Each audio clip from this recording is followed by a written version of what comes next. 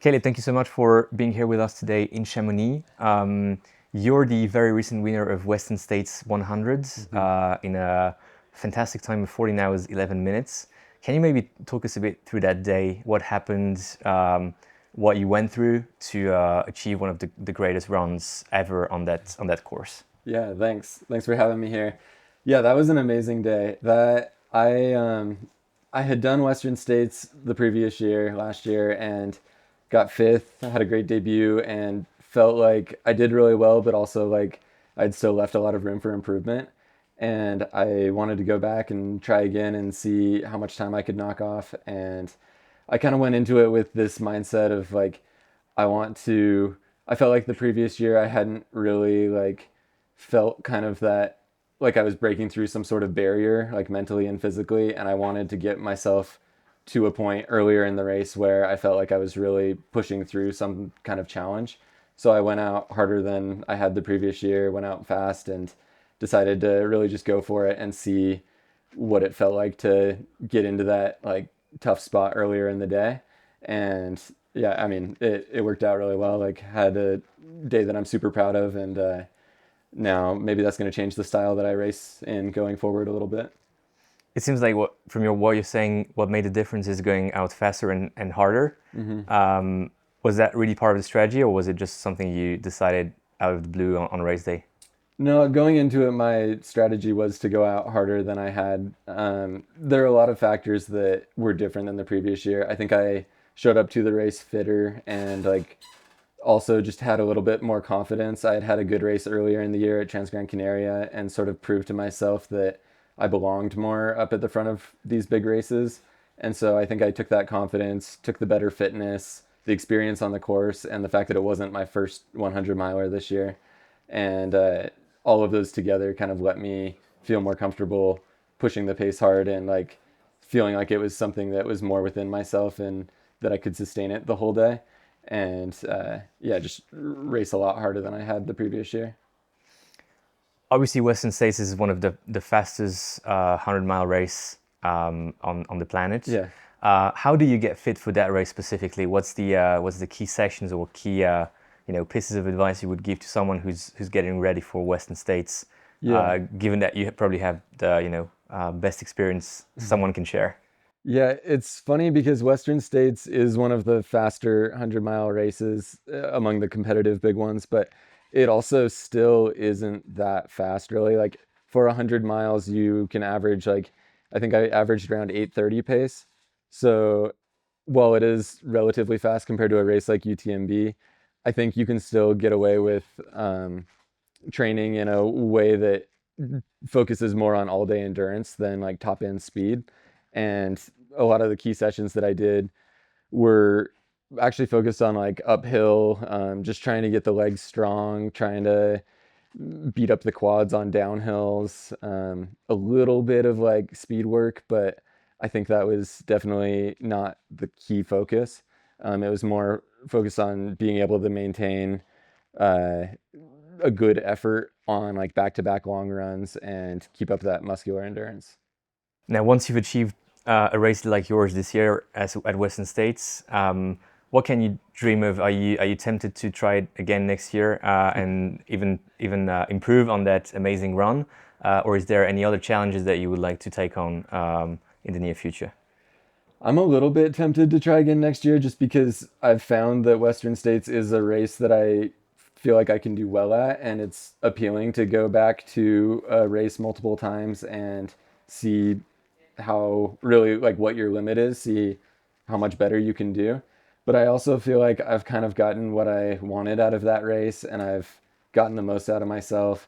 Maybe I could go back another year and shave some more minutes off, but I think I want to try to keep my training and my racing schedule like new and exciting and try probably a different objective next year. I'm actually we're out in Chamonix right now. I'm surrounded by the Mount Blanc energy, and it's pretty appealing to maybe focus all the effort on coming back and doing UTMB here next year.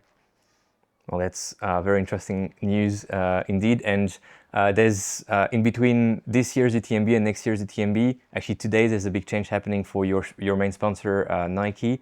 Yeah. Nike Trail is transitioning to ACG.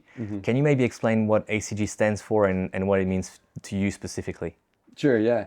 Yeah, the transition from Nike Trail to ACG is really exciting for me. ACG stands for All Conditions Gear, and I think the main difference between my experience with Nike Trail and seeing how ACG is as a brand now is I feel like I'm getting like a higher level of support than I was when it was just Nike Trail. I think I loved Nike Trail, and I think that's got like a cool history. It's had great athletes come through.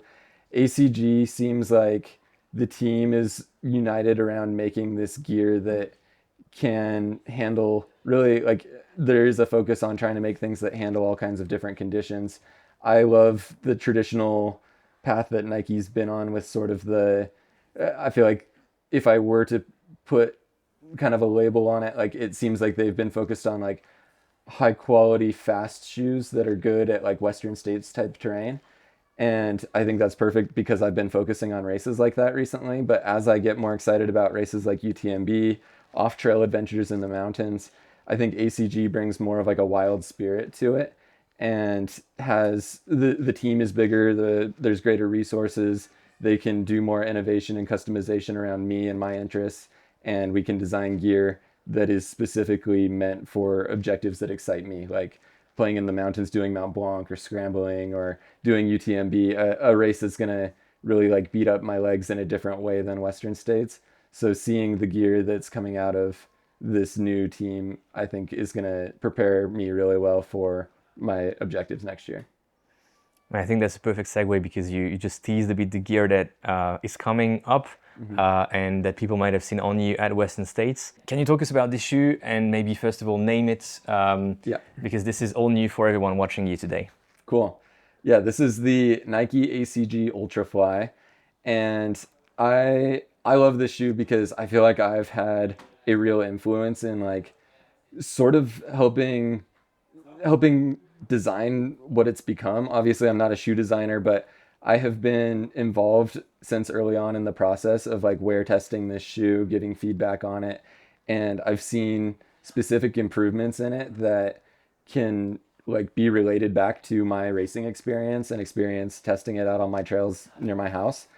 And one example I'll give is like I wore this shoe in 2024 at Western States, and I ended up wearing 3 different pairs of this exact same shoe. So I changed shoes twice during the race because as I was running, they felt great for like 40 miles, and the foam felt like super responsive and bouncy. And then I started noticing after like 40 miles that the foam was getting a little packed down, my feet started to hurt. And so I changed shoes, it would feel good again, and that was fine. And then after that race, I gave that feedback of like, I think there's something up with the foam after a certain amount of time on it. And they then sent me a bunch of different versions of updated foams, and I got to try them all out, see what felt good on my long runs. And we kind of went a new direction with the foam. And then this year I was able to wear it in the exact same course, like apples to apples comparison.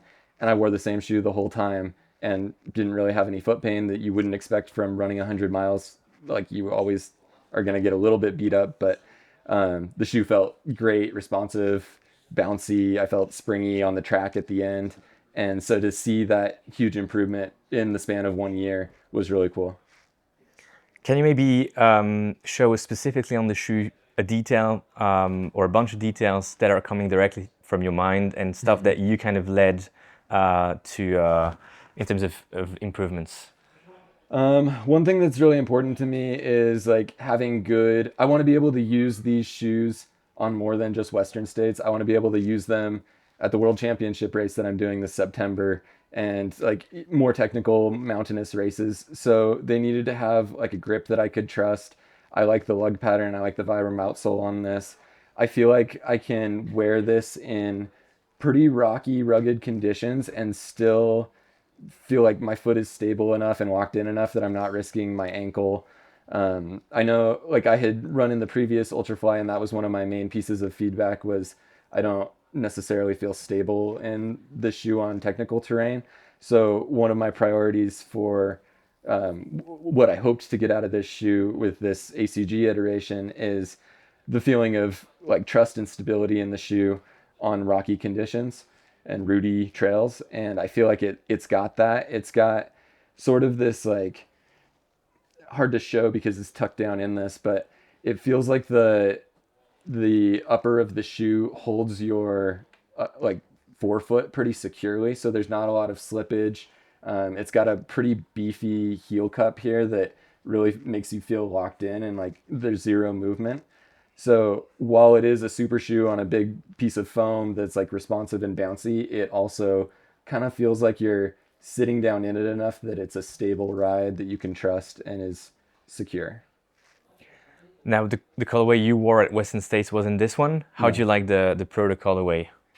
I actually really loved it. The one that I wore at Western States had sort of this like whitish gray color that is pretty subtle. I think I tend to feel most comfortable with kind of subtle colors that like blend into the surroundings. I personally like that. I think that's my aesthetic.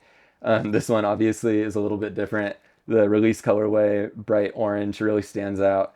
I think this is going to be really cool because it's going to be visible from a large distance. So if you're running through the forest during UTMB or you're running across a snowfield, it's going to really pop. I think it's sort of a like flashy color that I don't always personally relate to a ton, but I do think it's going to bring like a cool flair to people who want to stand out a bit more.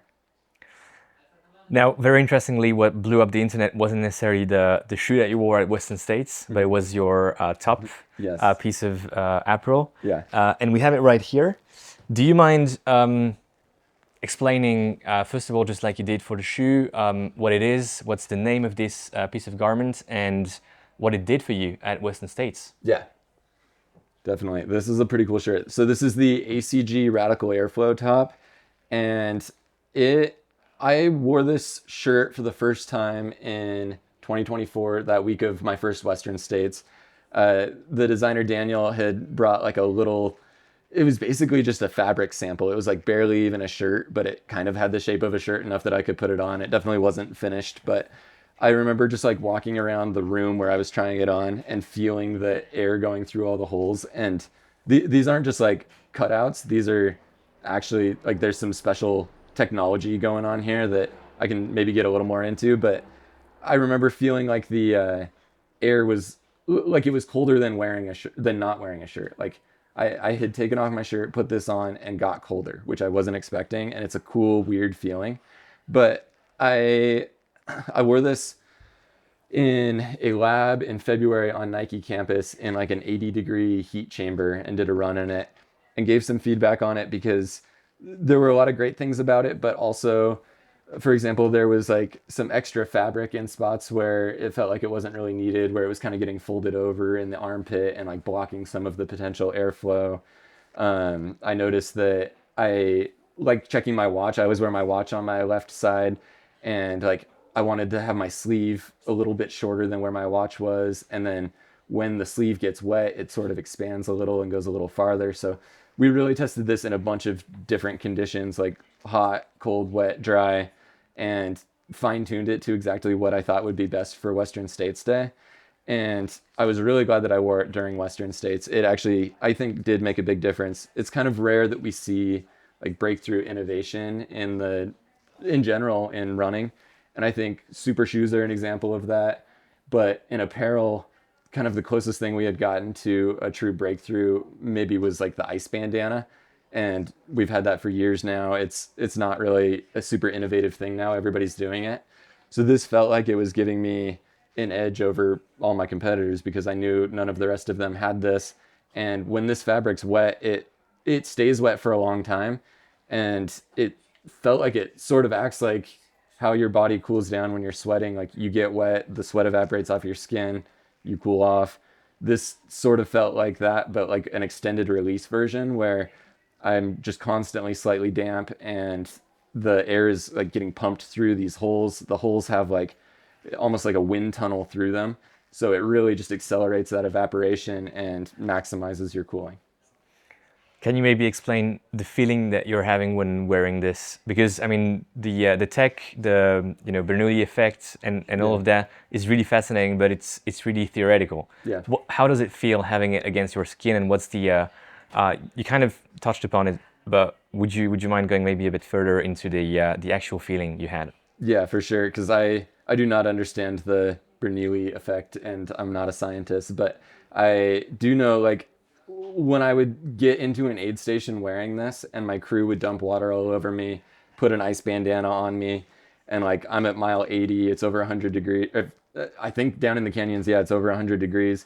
It feels like, I mean, there's that initial sensation of getting like ice dumped all over you that feels like an ice bath, and then this just perpetuates that. It's like the ice bath, instead of being a momentary thing, it extends out. It's like remaining in a fridge after you have been covered in water, because it actually does, like, I don't know, I don't want to overhype it, because at the end of the day it's still a shirt, but it felt like it's a real innovation that something special was happening, where between the sun protection from the long sleeves, the full body coverage, and then the moisture and the, like, what felt like a cooling effect, it definitely, I think, took time off my day. If you could keep only one of the two pieces of equipment, the ACG Ultrafly or this RAF shirts, which one would it be? Obviously, still running, in shoes, in a Wild Horse, say, or in a Aeroswift singlet. Which one would you keep if you had to do it all over again? Yeah, if I had to choose between the two, that's a tough question. I think I would maybe go for the shirt, but not for the performance benefits necessarily, more because I think the shirt stood out enough and was special enough that it made me feel like I had something that no one else did. And I also think it was just like a fun, kind of crazy thing that let me do something different than most people that everybody noticed. And like, I don't know, usually I'm not a very fashionable person. I don't try and like stand out in that way, but it was kind of fun having, even like during the race, having other racers come up to me and say like, dude, can I feel your arm? Like that looks crazy. What are you wearing? And like come up and like kind of pet my arm and feel the fabric. Like that's how much it stands out and is different. So I think I would go with this top just because it's so different than anything we had really seen before. I was actually going to ask you if on race day you heard anything cool, or afterwards on the internet, if you read a comment that made you laugh, maybe about this shirt specifically. Yeah, I don't think I've ever gotten so many comments and like tagged in so many crazy posts. Some of my favorites that I got tagged in were like people finding the little wrappers for the Asian pears at the grocery store. Have you seen those, where they're like wrapped in a like plastic thing that sort of looks like this for protection, I guess? But people would always like, I got several things sent to me of like people putting those on their arms saying like just a few more and then we'll have built out the full shirt. But there were a lot of them that made me laugh a bit. Super cool. Caleb, thank you so much. That was really insightful. We learned a lot about ACG, the new ACG Ultrafly, this Radical Airflow shirt, and most importantly about you and Western States this year. Wishing you the best for September and the World Champs in Spain. Awesome, thank you. Thank you so much. Yeah.